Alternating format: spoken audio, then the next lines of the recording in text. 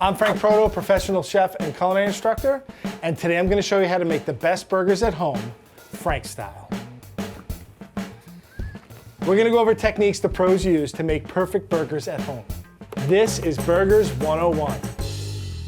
Making a burger is a simple task with a few techniques. You don't need to go crazy. For me, that makes the perfect burger. Most people think of grilling season and that's when they make burgers, but I make them all year round. As long as you have a saute pan, you can make a delicious burger. If you only watch one video on how to make a burger, it's gonna be this one, and you will make a perfect burger every time. In front of me, I have some 80-20 ground beef. Chef, what is 80-20 ground beef? It's 80% meat, 20% fat, which is a really perfect ratio for a delicious burger. A lot of people are afraid of fat, but in the case of hamburgers, fat is key. If you get something that's too lean, your burger is a little crumbly and dry. If you get something with too much fat, you end up with a greasy burger. I do not buy pre-made patties because I have no idea what's going in them. I have a pound of beef and what I'm gonna do is quarter-pound patties. I think a quarter-pound patty for a regular grilled burger is the perfect amount. So all you really have to do is break this into 4 separate lumps. Doesn't have to be perfect. If you want to be more precise, grab yourself a scale, get it into a ball, and I'm gonna just start working it. And basically I have a ball and I'm slapping it into my hand. You don't have to go for a long time. It doesn't take a lot to kind of work this, but I'm just gonna kind of slap it together. And you can see that when I press down on it, it forms a nice patty. If I do this, look what happens. I'm not working it and I'm forming it into a patty, but once I put this on the grill, it's just gonna kind of fall apart. And then what I'm gonna do is I'm really gonna flatten it out into a nice patty. I like my patties to be fairly thin. It's gonna shrink a little. So I go a little bit bigger than I think I'm gonna need so that it fits on my bun. So I'm just gonna pat it out. What I like to do is work the meat because the meat fibers kind of mesh with each other, and that mesh is gonna hold in your juices and your fat. The meat is cold, it should always be cold. It's not gonna stick to your hands if your meat is cold. I'm not seasoning my meat beforehand. I am not making meatloaf, I'm making burgers. The other thing is that when you season ground beef like this, it tends to get a little rubbery. So I like to season right before I put it on the grill and not before. Patties are formed, let's prep our toppings. Let's get into the toppings. The first thing I'm gonna talk about is an onion. You can do raw onion on burgers. I do like raw onion on hamburgers, but for this one, I'm going to put it on my burger and cook it with the burger. The onion cooks in the meat juices, gets a little caramelized, it's a little sweet. It just accents that beef so well. When I slice onions, I like to take the top and the bottom off. People are like, oh, why do you do that? I'm a chef in restaurants and I pretty much do everything for speed. The top and the bottom of the onion I can use for stock if I want to. I like to take my onion and cut it in half moons. I feel when you cut the onions in half moons, you're basically cutting across the grain of the onion, and the onion kind of is a little easier to eat. It just kind of melts away when you bite into it. So I'm gonna slice my onions fairly thin. And I do use American cheese. I have white American here. And you'll also notice that it's not wrapped in plastic. When I get white American cheese, I go to the deli section and I have them slice it for me. It melts really nice, it has good flavor, and it's a great accent to our burger. One thing I do agree with is lettuce on a burger. I like lettuce, I like the crunch. It adds a little contrast and temperature. Tomatoes are a whole other story for me. A lot of people might disagree with me, but I do not like tomatoes on my burger in this form. Tomatoes in ketchup form, good. Tomatoes in this form, too slippery, a little slimy as far as I'm concerned. And when you take that bite, the bun tends to slip a lot. I also have ketchup and mayonnaise, and what I like to do with this actually is I get my ketchup and mayonnaise and I make a little sauce out of it. Equal amounts ketchup and mayo. To me, this is a really nice burger sauce. Straight ketchup is good, but I think ketchup and mayo, like there's something about the combination of these two that just make it so much better. It's kind of like my secret sauce, but there's really not much secret there. If you like a little spice, put a little hot sauce or sriracha in there. One of the other toppings that I think are necessary on a burger are dill pickles. These to me are the perfect dill pickles for a burger. I do not like big slices of dill pickles. It kind of goes back to the whole tomato thing. They slip, they slide. I also think they're a little watery. So I buy these and they are mini dill pickles. I want you to look at this, right? Look at that pickle. It's not only adorable, it's the perfect size pickle for my burger. So you take your pickles and you slice them into little coins. This way, when you take that bite of your burger, you're getting a little bite of pickle in every single bite. This is one of my favorite things to do. I do this whenever I do bacon on a burger. I cut it small so that I'm not biting my burger and everything's sliding out. With these little mini dills, it gives you a great pop of dill pickle flavor in every single bite. If you look at the center of these, there's not a lot of seeds in there. And that's the thing that always threw me off with dill pickles, is that the seeds are kind of mushy and slimy, and I don't like it. But these little pickles do not have those seeds in there, and I love it.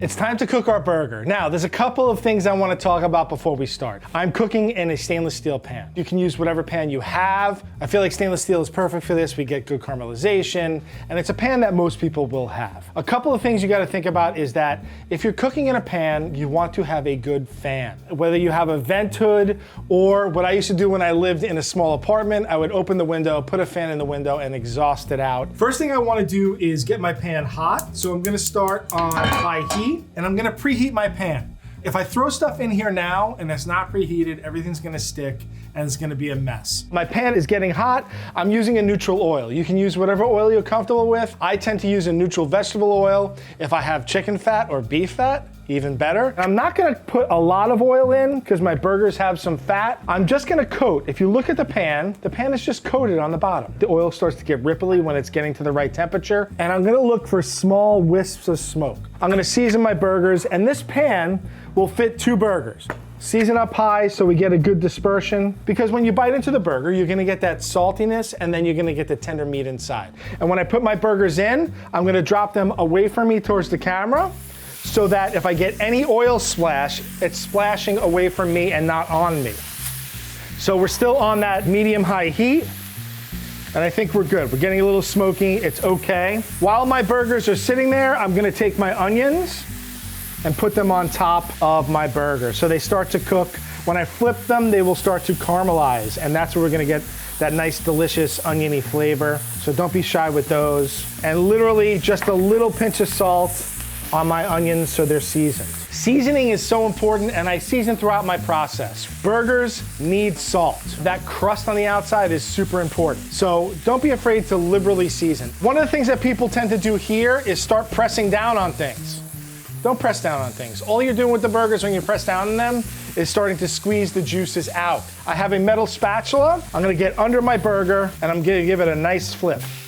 And all I'm gonna do is do a light press to make sure that my onions stay on the burger. I'm not squeezing it, a light press just to press my onions into my burger. How I assure that it's not overcooked and undercooked on the inside is that I start to see juice come out, which means my burger is cooking on the inside. You don't want all the juice to come out. They're not super red and bloody. They're gonna get a little more on the clear side. But for the most part, this burger should only take less than 7 minutes. It should probably take about 6 to 8 minutes. I'm gonna add my cheese right now on top of the burger. I want my cheese to melt, and I like 2 slices. My cheese goes on, and what I'm gonna do here is I'm gonna basically steam my bun at this time. I take the top bun and the bottom bun, and I put them on top of my burger. So I'm gonna get some of that steam heating my bun up. I think potato buns are the best. They're tender, they're slightly sweet, and they don't crumble under the pressure of eating the burger. My wife is a big toasted bun person. I don't like toasted buns. I do kind of like them a little steamy and warm. So this is gonna do that. If you've ever been to a place called White Castle, this is what they do, and that's where I got the idea. But I want the cheese to melt and my buns to get nice and warm. I'm aiming for a medium burger.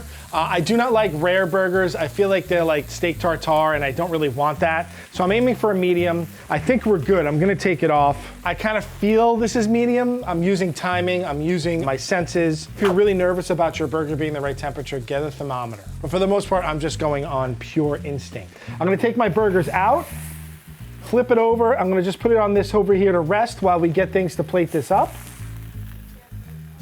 Our onions are nice and caramelized, our bun has gotten nice and steamy, and now we can plate it up.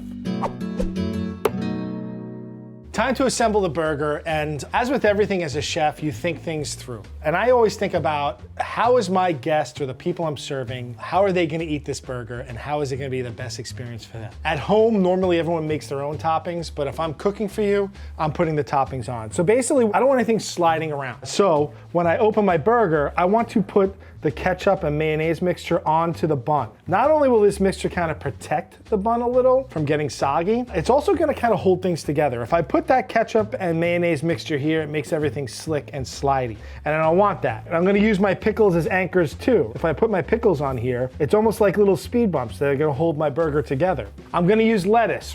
Usually with lettuce, I try and use one really nice leaf just to add some crunch. Throw that on top, and then we can put this all together. If you like tomatoes, that's totally up to you. Put it on your burger. I usually put them on the table because I know there's a lot of people that like them, but I keep them aside. What I would actually probably do is put some salt on them and eat them just like that and not eat them on my burger. And this is how I make the perfect burger at home. After all this talk and all this cooking, it is time to taste. I like to get a good stance on this, right? You don't want to get it all over you, so I like to kind of like get in there, get the burger. You're gonna have to squeeze it together just a little and get a good bite in there. The thing I love about this burger is you get a little bit of everything in every bite. It's delicious. You get a little bit of the burger, you get the cheese, you get it all over your face.